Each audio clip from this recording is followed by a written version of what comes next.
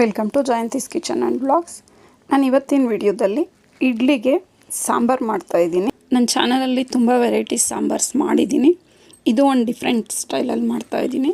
ಇದು ಅಷ್ಟೇ ತುಂಬಾ ರುಚಿಯಾಗಿ ಬಂದಿತ್ತು. ಸ್ಟವ್ ಮೇಲೆ ಒಂದು ಪಾತ್ರೆ ಇಟ್ಕೊಂಡು ಅದಕ್ಕೆ 1 ಟೇಬಲ್ ಸ್ಪೂನ್ ಕಡಲೆಬೇಳೆ, 1 ಟೇಬಲ್ ಸ್ಪೂನ್ ಉದ್ದಿನಬೇಳೆ ಮತ್ತು ಮೆಣಸಿನ್ಕಾಯಿ ಇದನ್ನು ಈ ರೀತಿ ಫ್ರೈ ಮಾಡ್ಕೋಬೇಕಾಗುತ್ತೆ. ಒಂದು ಅರ್ಧ ಟೇಬಲ್ ಸ್ಪೂನಷ್ಟು ಮೆಂತ್ಯನೂ ಫ್ರೈ ಮಾಡ್ಕೊಬೇಕು. ಇದೆಲ್ಲ ಫ್ರೈ ಮಾಡ್ಕೊಂಡಾದಮೇಲೆ ಮಿಕ್ಸಿ ಜಾರ್ಗೆ 1 ಹಿಡಿಯಷ್ಟು ಕಾಯಿ ಚೂರು, ನಾವು ಫ್ರೈ ಮಾಡಿ ಇಟ್ಕೊಂಡಿರೋ ಬೇಳೆಗಳನ್ನೆಲ್ಲ ಸೇರಿಸ್ಕೊಂಡು ಇದನ್ನು ರುಬ್ಕೊಂಬರಬೇಕು. ಇದಕ್ಕೆ ಹಿಂಗೆ ಸೇರಿಸ್ಕೊಬೇಕು. ನಾನೊಂದು ಅರ್ಧ ಸ್ಪೂನಷ್ಟು ಹಿಂಗೆ ಸೇರಿಸ್ಕೊಳ್ತಾ ಇದ್ದೀನಿ. ಹಿಂಗೆ ಸೇರಿಸ್ಕೊಳ್ಳೋದ್ರಿಂದ ಫ್ಲೇವರು ಚೆನ್ನಾಗಿರುತ್ತೆ ಮತ್ತು ಡೈಜೆಷನ್ಗೂ ತುಂಬಾ ಒಳ್ಳೆಯದು. ಈಗ ಒಗ್ಗರಣೆ ಮಾಡ್ಕೊಳ್ಳೋಣ.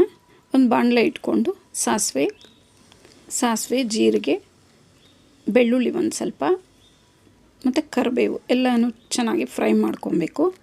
ಮತ್ತು ಈರುಳ್ಳಿ 1-2 ಈರುಳ್ಳಿ ಅಷ್ಟು ಸೇರಿಸ್ಕೊಂಡಿದ್ದೀನಿ, ದಪ್ಪ ಈರುಳ್ಳಿ. ಇದನ್ನು ಅದೇ ಎಣ್ಣೆಗೆ ಹಾಕಿ ಚೆನ್ನಾಗಿ ಫ್ರೈ ಮಾಡ್ಕೋಬೇಕಾಗುತ್ತೆ. ಇದಕ್ಕೆ ಟೊಮೊಟೊ 1-2 ಟೊಮೊಟೊ ಮೀಡಿಯಮ್ ಸೈಜ್ ತೊಗೊಂಡಿದ್ದೀನಿ. ಇದಕ್ಕೆ 1 ಟೊಮೊಟೊ ಕಡಿಮೆ ಇದ್ರೂ ಈ ಸಾಂಬಾರು ಮಾಡ್ಕೋಬೋದು.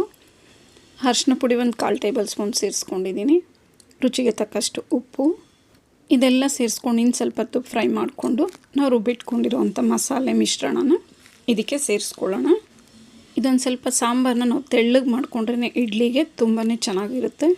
ಈಗ ಸಾಂಬಾರು ಪುಡಿ ಸೇರಿಸ್ಕೊಳ್ತಾ ಇದ್ದೀನಿ 1-2 ಟೇಬಲ್ ಸ್ಪೂನಷ್ಟು. ಟೊಮೆಟೊ ಕಡಿಮೆ ಇದ್ದಾಗ ಈ ರೀತಿ ಸಾಂಬಾರು ಮಾಡ್ಕೊಳ್ಳೋದು ತುಂಬಾ ಒಳ್ಳೆಯದು ಟೊಮೊಟೊ ರೇಟ್ ಇರೋವಂಥ ಟೈಮಲ್ಲಿ.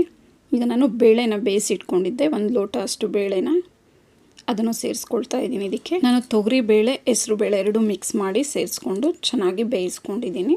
ಈಗ ನಾವು ಇದಕ್ಕೆ ಎಷ್ಟು ನೀರು ಬೇಕೋ, ನಮ್ಗೆ ಎಷ್ಟು ಬೇಕಾಗುತ್ತೋ ಅಷ್ಟು ನೀರು ಸೇರಿಸ್ಕೊಂಡು ಚೆನ್ನಾಗಿ 1 ಕುದಿ ಬರ್ಸ್ಕೊಂಡ್ರೆ ಸಾಕು. ಯಾಕಂದರೆ ನಾವೆಲ್ಲ ಬೆಂದಿರೋದು ಹಾಕಿರೋದು ಬೇಳೆ ಎಲ್ಲ. ಈಗ ಕೊನೆಯದಾಗಿ ಕೊತ್ತಂಬರಿ ಸೊಪ್ಪು ಸೇರಿಸ್ಕೊಂಡು ಬಿಸಿ ಬಿಸಿ ಇಡ್ಲಿ ಸಾಂಬಾರು ರೆಡಿಯಾಗಿದೆ.